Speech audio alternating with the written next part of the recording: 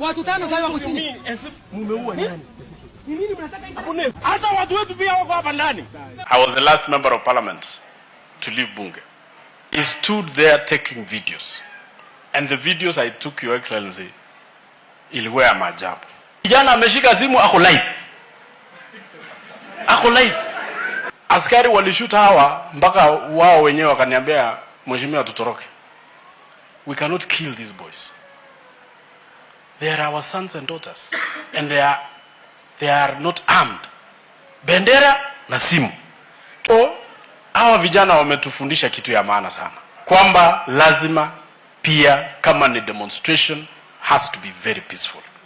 So mheshimiwa naibu wa rais, sisi tunasema tumeshukuru mulisikiza ground na mumetupa hiyo bill, na tutashukuru tukiendelea kukata ile matumizi yetu kama maofisi. Neno mnasemanga Ruto must go sio kitu mzuri, na sio ati tu kwa sababu ni neno. Inji yenye tumeona marais wakifurushwa hawajawahi pata amani mpaka wa leo. Tuanzie Libya, mahali waliua rais, iko na amani. Tuende Egypt, inji yenye ilikuwa na amani, iko na amani. Tukuja hapa Somalia, mahali walifurusha rais. Somalia tuko na watu wengi wa Somali wanaishi hapa Kenya. Hata Ethiopia tuko na Kakuma, mahali watu wengi sana hawajui makwao. Mahali kumekuwa na shida kama Sudan. Sudan imekuwa na amani. Na ni kwa sababu ya upuzi kidogo tu ati huyu must go, huyu must go. Hii nchi ni yetu. Na tutailinda na damu na jasho.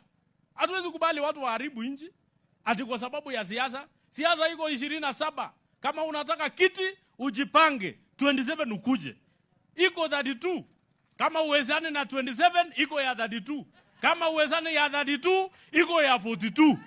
Ngoja sisi huko. Lakini hii yenye tumeiweka kwa mfuko tutaichunga kwa hali na mali. Kwa hivyo naibu wa rais ujue sisi tutalinda hii serikali kama vile mtu analinda bibi yake.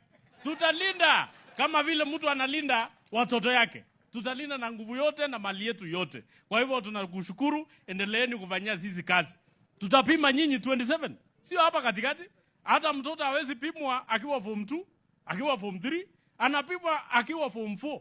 Anapimwa akiwa third year ama fourth year. Si fourth year? Kwa hivyo naibu wa rais, sisi tunangojea siku ile ya 27 tunatoa vitabu.